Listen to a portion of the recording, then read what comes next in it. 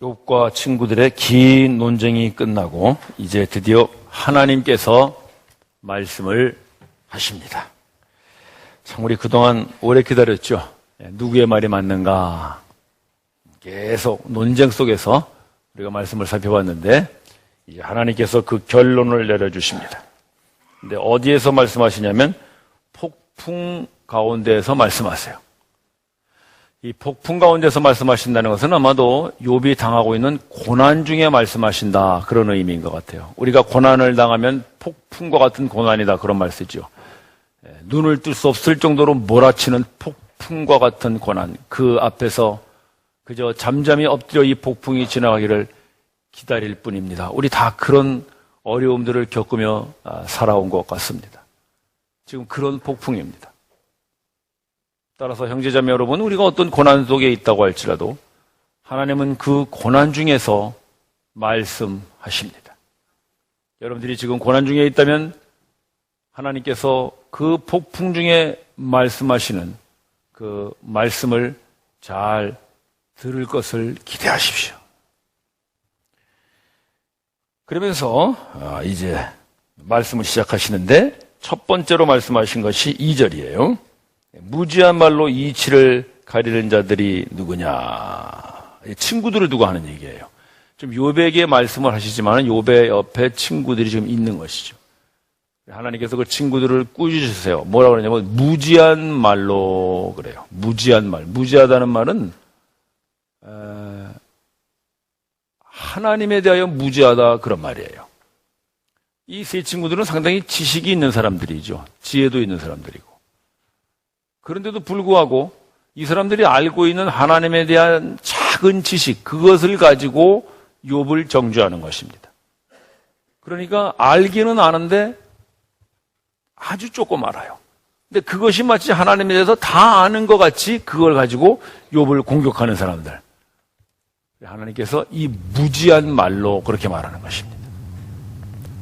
사실 이 세 친구들은 하나님에 대한 어떤 경험 또는 종교적인 인과응보의 법칙, 이런 것이 하나님의 모든 것이라고 생각했어요. 그래서 이 사람들은 계속 자기들이 알고 있는 그 수준에서 욥을 평가한 것이죠. 그게 무지하다는 거예요.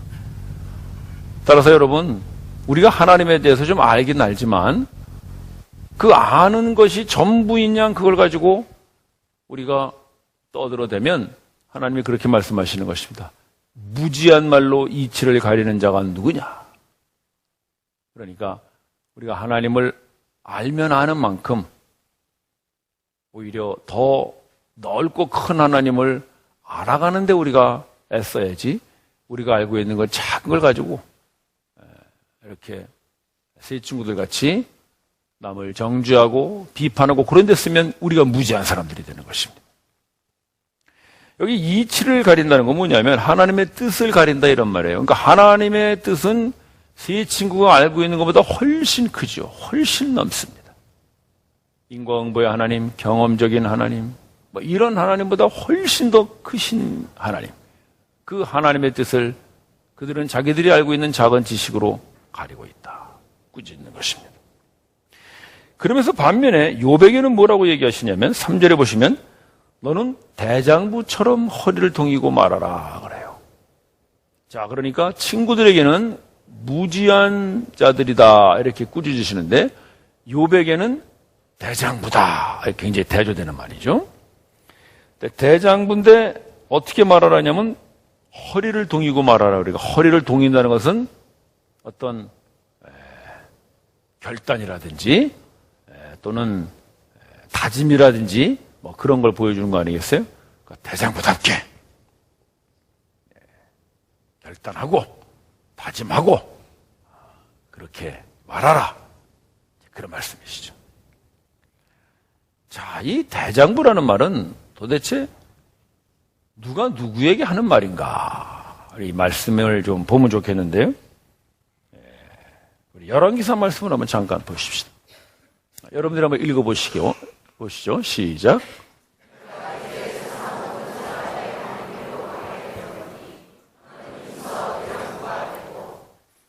네, 이 말씀은 이제 다윗이 나이 늙어서 죽게 되었을 때 아들 솔로몬에게 유언을 남기면서 하는 말씀이십니다. 근데 그때 뭐라 하냐면 다윗의 아들 솔로몬에게 너는 대장부답게 살아라 얘기해요. 그러니까 대장부라는 것은 아버지가 아들에게 원하는 그런 이름이죠. 우리 모두가 다 그렇죠. 우리가 아이들 키울 때 아들들에게 대장부가 이렇게 말하잖아요. 우리도 다 그렇게 자랐죠. 우리 아버지들이 우리들 키울 때 대장부답게 해야지 이렇게. 그래서 밖에 나가서 동네 아들하고 싸우고 코피 터지면 어떻게 돼요? 끝나는 거죠. 코피 터지면 되게 게임이 끝나잖아요. 코피 터지면 이제 울면서 들어오면 뭐라고 그래 아버지가. 이 녀석이 대장부가 돼가지고 그까지 코피 터졌다고 울고 돌아와. 코피 닦고 나가 또 싸워. 이게 이제 그까지 나가서 싸워라 거죠. 대장부로 키우고 싶은 거지. 아버지 심부름 간다고 막 뛰어가다가 넘어져서 무릎 깨지면 어떻게 됩니까? 아빠 무릎 깨졌어 그러면 아버지가 이 녀석아 대장부가 돼가지고 그냥 무릎 좀 깨져가지고 울고 와. 된장 착 발라가지고 반창고가 붙여 갔다 와. 네. 우리 다 그렇게 컸죠. 우리도 또 그렇게 아이들을 키우는 거예요. 누구나 다 자기 아들은 대장부로 키우기를 원하는 것이죠. 그러니까 지금 하나님이 욥을 보고 대장부답게 말해라라는 것은 아버지로서 아들에게 말하는 거예요. 즉 하나님은 지금 욥을 아들로 대하고 있는 것이죠. 대장부답게 네가 지금 그런 고난에 흔들리지 말고 대장부답게 그 친구들의 말에 흔들리지 말고 대장부답게 그렇게 얘기하는 거예요. 따라서 형제자매 여러분, 하나님은 욥에게만 아버지가 아니라 바로 예수 그리스도를 믿는 우리 모두에게도 아버지이심을 믿으십시오. 따라서 하나님은 우리의 아버지이세요. 그래서 하나님은 우리의 아버지이기 때문에 우리가 대장부 같은 그런 신앙의 삶들을 살아가기를 원하는 거예요. 그래서 우리가 나가서 싸우고 코피가 터져 들어오면 아이고 하나님 죽겠습니다. 그러는 것이 아니라 대장부답게 여러분 코피 터지면 어떻게 하는지 아세요? 코를 푸는 거예요. 풀면 코와 이 피가 막 범벅이 돼가지고 손에 막 묻힙니다. 그러면 그 코와 피가 묻은 그 두 손을 가지고 상대방을 향하여 좋다 이 녀석아 끝까지 해보자 하면 도망갈 줄로 믿으십시오. 그렇게 싸우는 거예요. 우리 어렸을 때 그렇게 많이 싸웠지. 코피만 터졌다면 푸는 거예요. 풀면 막 범벅이 돼. 그래가지고 달라붙으면 도망가지. 여러분 교회에서는 이런 것도 가르칩니다. 뛰어가다가 넘어지면 아이고 주저앉는 것이 아니라 그냥 반창고 하나 붙이고 또 달려가는 거예요. 대장부답게. 하나님은 우리가 그런 대장부 같은 신앙의 아들과 딸들이 되기를 원하십니다. 여러분 주저앉지 마시고 어떤 코피가 터지고 무릎이 찢어져도 우리는 하나님께서 대장부로 키우기를 원하시는 아들들임을 잊지 마십시오. 우리 모든 신앙의 선배들이 그런 대장부 같은 삶을 살았죠. 대표적인 사람이 바울 사도 아니겠어요? 바울은 어땠어요? 그는 선한 싸움을 다 싸웠어요. 바울도 얼마나 많이 코피 터졌겠어요? 이방인들, 유대 종교 지도자들, 로마의 압제 엄청나게 핍박을 받았죠. 달려갈 길을 다 마치고 바울은 넘어지면서 찢어지고 엎어지고 많은 고난을 겪었어요. 그러나 그는 달려갈 길을 다 달려간 것이죠. 그리고 드디어 믿음을 지킵니다. 대장부예요. 따라서 대장부는 얼마나 힘이 세냐? 싸움을 잘하냐? 그런 게 아니라 선한 싸움을 다 싸우고 달려갈 길을 다 달려가고 드디어 자기의 믿음을 지키는 사람. 대장부입니다. 하나님은 우리가 그런 대장부 같은 아들과 딸들이 되기를 원하시죠. 그래서 하나님은 욥에게 아버지의 심정으로 지금 욥에게 말하는 거예요. 욥을 아들로 치는 것이죠. 따라서 이제부터 말씀하시는 하나님의 말씀은 아버지가 아들에게 주시는 이런 그 애정과 사랑이 담긴 말씀으로 읽어야 되는 거예요. 자, 우리 한번 읽어봅시다. 4절부터 한번 볼까요? 4절. 하나님 말씀하시는 내가 땅에 기초를 놓을 때 내가 어디 있었느냐? 천지창조를 말하는 것이죠. 천지창조할 때 욥이 어디 있었어요? 형제자매 여러분, 하나님이 세상을 창조하실 때 여러분은 어디 있었나요? 하나님이 우리들에게 묻는다면 우리가 할 말이 없죠. 그러나 아버지가 아들에게 묻는 거예요. 아버지가 아들에게.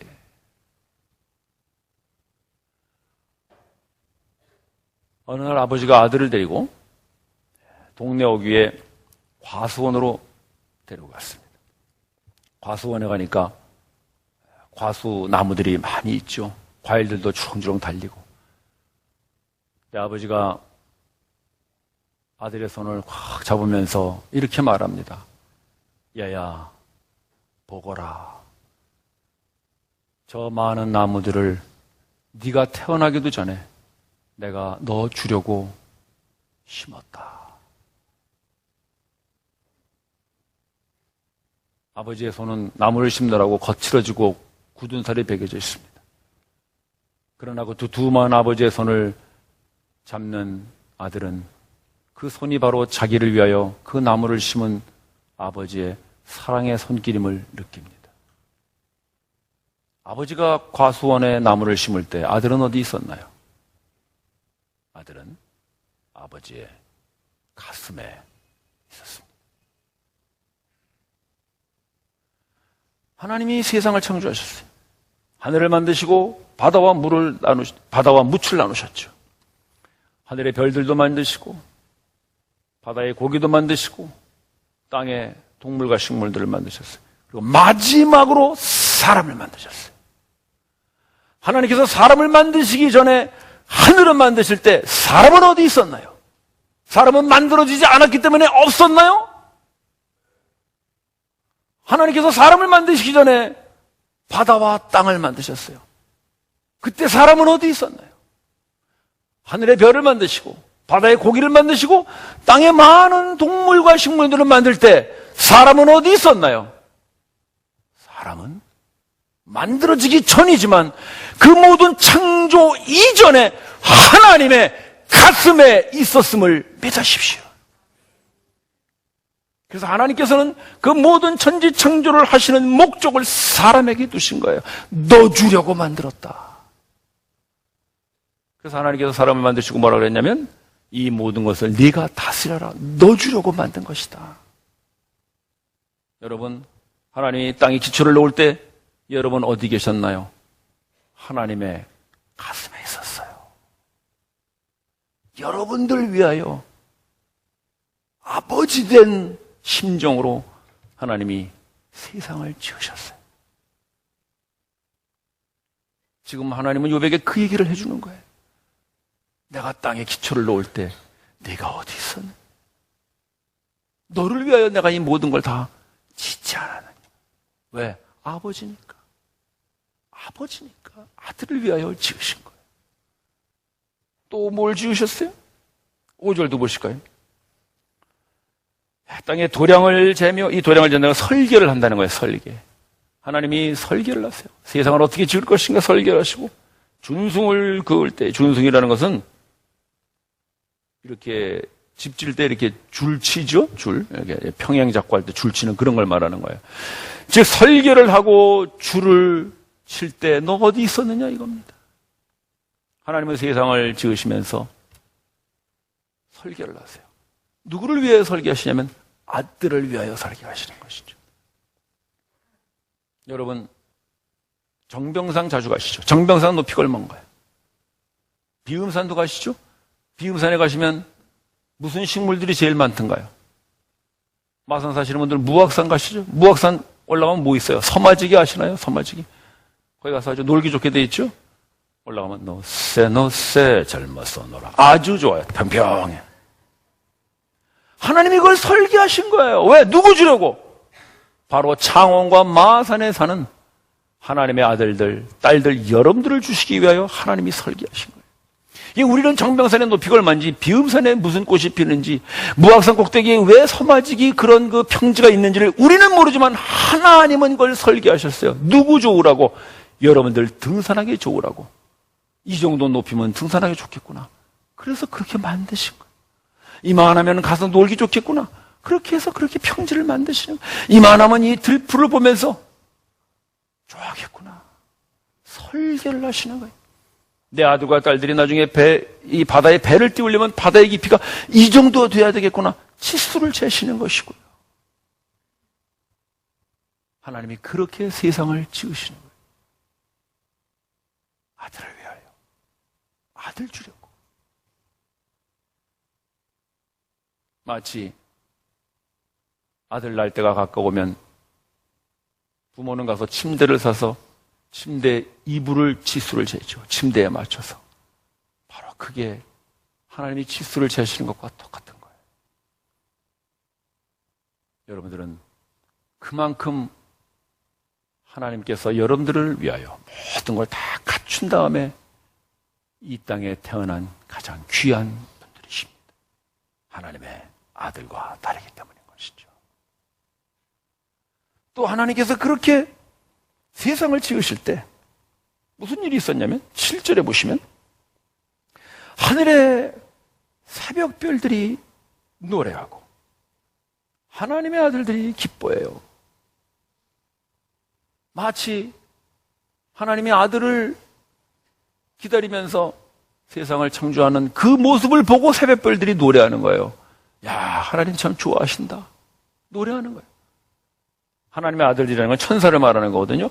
천사들도 야, 하나님 이제 곧 태어날 그 사람, 그 하나님의 형상을 따라 닮은 그 아들, 딸을 위하여 하나님이 이렇게 기뻐하시는구나. 그걸 노래하는 거죠. 따라서 형제자매 여러분, 여러분들은 새벽별보다 귀합니다. 여러분은 천사들보다 소중한 사람들이죠.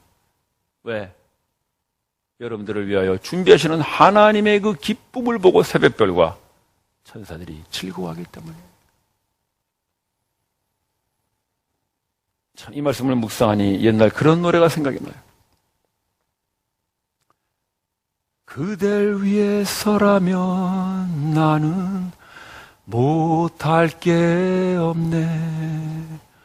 별을 따다가 그대 두 손에 가득 드리리. 여러분, 그 노래 기억하시나요? 예, 별로 모르시는구나. 너무 하도 찬송가만 불러가지고 잘 모르시는 거예요. 여러분, 사랑의 미로예요, 사랑의 미로. 제가 제 아내에게 프로포즈 할 때 그랬죠. 당신을 위해서라면 별을 따다가 이렇게. 결혼하고 나니까 별 따기가 쉽지가 않더라고.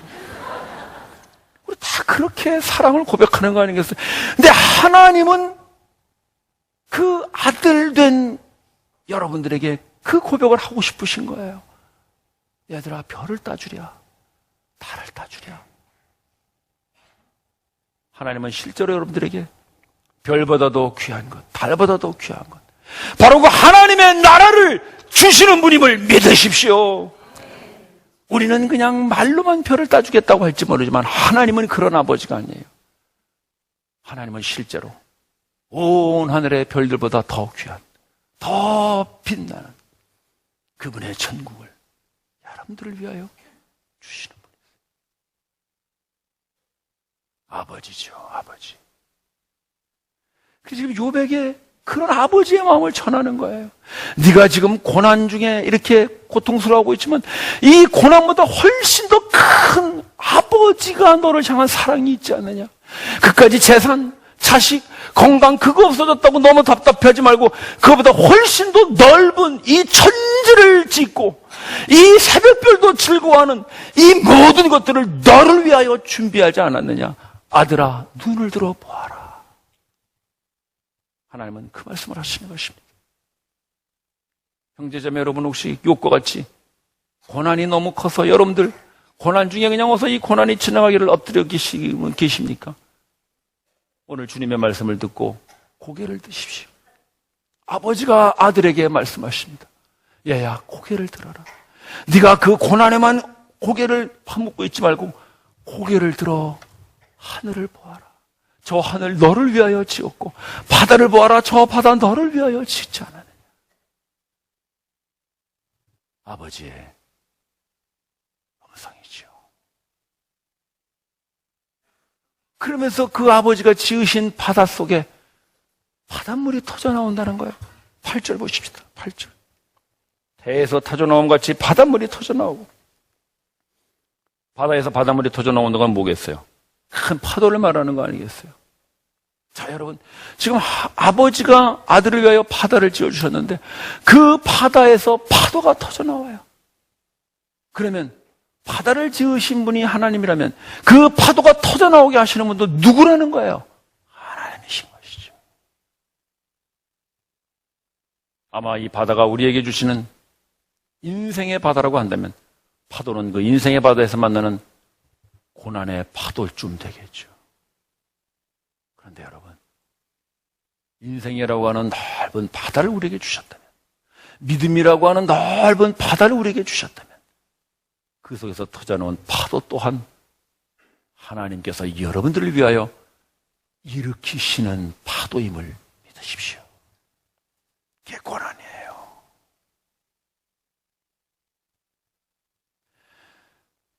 바다에 파도가 일어나는 이유는 뭐냐면 바다에 물이 흐르기 때문이에요. 해류 때문에 파도가 일어나거든요. 그럼 반대로 말해서요, 파도가 일어나지 않는다면 바다가 어떻다는 건가요? 흐르지 않는다는 거예요. 해류가 없어요. 해류가 없으면 어떻게 되나요? 물이 고여있는 거나 마찬가지죠. 여러분, 고여있는 물은 어떻게 됩니까? 썩습니다. 고기가 살 수 없어요. 바다가 썩으면요, 강도 썩고요, 모든 세상의 물은 썩습니다. 그래서 바다는 흘러야 되는 거예요. 흘리면 파도가 일어나는 것이죠. 여러분의 인생이 만약에 흐르지 않는 바다와 같이 잠잠하고 고요하게만 유지된다면 한순간은 좋을지 모르지만 여러분 조심하세요. 그것은 썩는 거예요. 우리의 신앙에 아무런 파도도 없는, 고난도 없는 그런 평온한 신앙생활, 그런 좋은 하나님의 관계만 매일 유지하고 있다면 우리는 어쩌면 그것이 좋게 보일지 모르지만 여러분 기억하세요. 그것은 썩는 신앙이에요. 하나님과의 관계가 그냥 점점 썩어가고 있는 것이죠. 그런 걸 뭐라 그래요? 신앙의 매너리즘이라고 그러지. 그냥 아무런 변화가 없어요. 그래서 우리는 언제나 그냥 여기가 좋사오냐고 그냥 안주하고 싶은 거예요. 그 사람들이 누구였어요? 바로 욥의 세 친구들이었죠. 욥의 세 친구들은 자기들이 알고 있는 하나님에 대한 그 작은 지식, 자기들이 알고 있는 그 종교적인 인과응보의 법칙의 울타리 안에서 안주하고 싶었던 것이죠. 그래서 그들은 하나님을 믿는다고 하면서 사실은 그 울타리를 벗어나지를 못해요. 그래서 내가 하나님 앞에 요렇게 하면 뿌린 대로 거두리라 하니까 그 법칙 아래 내가 안심하고 살아야지라는 것이 바로 그 세 친구들이었어요. 그러나 하나님은 그렇게 우리를 두지 않으시겠다는 것이죠. 왜? 우리를 대장부로 키우기를 원하시니까. 네가 그렇게 그냥 안전하고 조심하면서 그 자식과 재산과 건강의 울타리 안에 갇혀 살면 너는 그냥 편안하게 살 줄은 모르지만 너는 절대로 대장부가 될 수 없어. 너는 졸장부가 되고 마는 거야. 그걸 얘기하시는 거예요. 그래서 그 울타리 안에서 그냥 나 하나 안전하고 다른 사람에게 해 안 끼치고 다른 사람에게 덕 안 보고 그냥 살겠다는 것이죠. 하나님은 그렇게는 둘 수 없다는 거예요. 나는 너를 대장부로 키울 거야. 하나님이 울타리를 깨뜨리시는 거예요. 그래서 나오너라. 그래서 풍랑을 일으키시죠. 파도를 일으키시죠. 살아있게 만드시죠. 드디어는 꿈틀거리게 만드시죠. 우리의 신앙이 꿈틀거리게 하시는 거예요. 우리의 인생이 꿈틀거리게 하시는 거예요. 생명감을 일으키시는 거죠. 그게 파도예요. 흐르게 하시는 것이죠. 조용한 바다만 살던 사람이 고난의 파도를 만나면 안 나오던 새벽기도도 나와요. 나오라 소리 안 해도 나와서 기도할 수밖에 없어요. 그러면서 하나님과 점점 더 깊어져요. 교제가 깊어지고요. 아버지를 부르는 그 기도의 소리가 달라져요. 그냥 하나님 아버지 하던 사람이 고난의 파도 속에서 부를 때는 달라지죠. 하나님 아버지, 이게 달라지는 거예요. 아버지. 찬송이 달라지죠. 그때는 그냥 찬송하지만 그 고난의 파도 앞에서 부르는 찬송은 달라져. 그 고난의 파도보다 더 크고 더 간절한 찬송을 부를 수밖에 꿈틀거리는 것이죠. 신앙이 살아나는 거예요. 굳어져 있던 마음이 부드러워지고 완악하던 마음이 녹아지기 시작하는 것이죠. 하나님과의 관계가 그런 굳어져 있는 매너리즘에서 이제는 약동하는 생동감 있는 그런 관계로 더 깊어지죠. 대장부가 되는 거예요. 다른 사람의 고난에 이제는 같이 울어줄 줄 아는 사람이 돼요. 고통을 경험해 본 사람은 다른 사람의 고통을 비웃기보다는 손을 잡아주게 되죠. 다른 사람의 입장을 생각해 주게 되고 그 사람을 배려해 주게 돼요. 고난이 그 사람을 이렇게 만드는 것이죠. 대장부가 되는 거예요. 형제자매 여러분, 우리 그런 말 하죠. 사랑을 받아본 사람이 사랑한다고. 나는 좀 그렇지 않은 것 같아요. 사랑을 받아본 사람은요, 계속 사랑만 받으려 해요. 그런데 고난을 받아본 사람은요, 사랑하게 돼요. 왠지 아세요? 사랑이 고난이기 때문에 그래요. 사랑이 뭐예요? 사랑은 오래 참는 것이죠. 그게 고통이에요. 사랑은 뭐예요? 사랑은 자기의 유익을 굳지 않는 거예요. 그게 고통이라고요. 사랑은 뭐예요?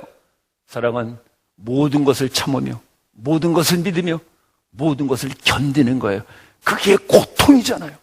그래서 그 고난과 고통을 경험해 본 사람은 사랑을 아는 것이죠. 사랑을. 그 사랑을 아는 사람은 이제 다른 사람의 고통을 사랑으로 받게 돼요. 대장부가 되는 거죠.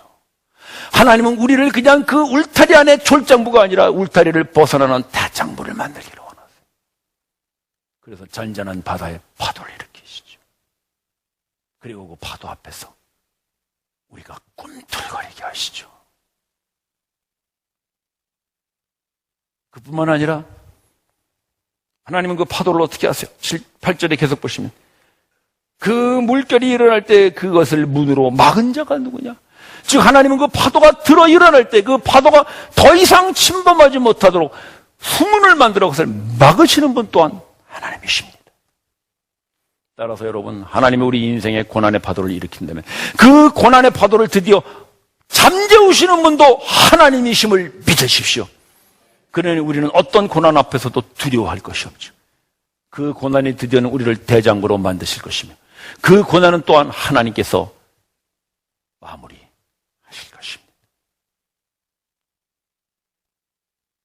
그게 아버지가 아들을 향한 마음이십니다. 형제자매 여러분, 우리뿐만이 아닙니다. 예수님도 그러셨어요. 시브리서 말씀 한번 볼까요? 시브리서 말씀 여러분 한번 읽어보시기 바랍니다. 시브리서 시브리서 말씀 한번 읽어보세요. 시작.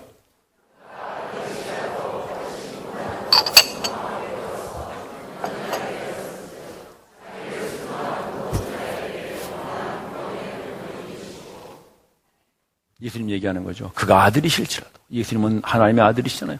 그런데도 불구하고 그는 고난으로 뭘 배워요? 순종을 배워요. 그리고 그가 고난으로 인하여 어떻게 돼요? 완전하여져요. 예수님은 원래 완전하신 분이에요. 그런데도 불구하고 그가 고난을 인하여 드디어는 그가 완전하신 분이라는 것을 선포하시는 거예요. 선포하셔요. 그리고 드디어는 그분은 우리 모두의 구원의 근원이 되세요. 저 근원이 되신다는 게 뭐냐면 모델이 된다는 말입니다. 모델. 하나님이 아브라함에게 그러죠. 네가 복의 근원이 될지라 그랬죠. 그게 뭐냐면 네가 복의 모델이 될지라 그런 말이거든요. 예수님은 우리를 구원하시는 구원자이시지만 또한 그분은 우리의 모델이세요. 따라서 우리가 구원을 받는다는 건 뭐냐면 이 예수님과 같은 이 길을 통하여 구원을 받는다는 거예요. 어떻게 받아요? 고난을 통하여 순종을 배우고요. 드디어 우리가 완전하여져요. 따라서 우리가 인생에서 고난을 만나는 것은 하나님께서 우리를 순종을 배우게 하시고 또한 완전하게 만들어 가시는 그분의 손길이에요. 따라서 여러분들이 만나는 어떤 고난의 문제 앞에서도 그 고난은 결코 여러분들을 죽이지 못해요. 그 고난은 결코 여러분들을 침범하지 못해요. 왜냐하면 그 고난의 파도를 하나님께서 수문을 만들어 막으시기 때문인 것입니다. 따라서 우리는 어떤 고난 앞에서도 대장부답게 살 수 있어요. 째째하지 살지 마시고요. 두려워하지 마시고요. 담대하게. 이 고난이 결코 나를 해치지 못할 것이다. 오히려 이 고난을 통하여 나는 순종을 배우고 완전해질 것이다는 담대함으로 고난 앞에 서시길 바랍니다. 그때 하나님께서 그 고난의 파도를 그분이 친히 수문을 만들어 막으실 것입니다.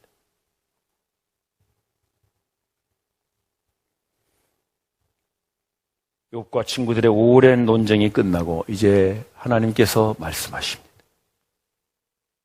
그러면서 하나님은 욥에게 아들이라 부르십니다. 어떤 아들? 대장부 같은 아들이 되라고 부르십니다. 그래서 너를 위하여 네 모든 것들을 다 준비해 놓았으니 이제 네가 어떤 고난을 만난다고 할지라도 두려워하지 말고 담대하게 대장부답게 그 파도치는 바다에서 여전히 하나님을 경외하라. 이 말씀이 폭풍 속에 들려오는 하나님의 음성으로 여러분들에게 들려주시기를 주님의 이름으로 축원합니다. 기도드리십시다.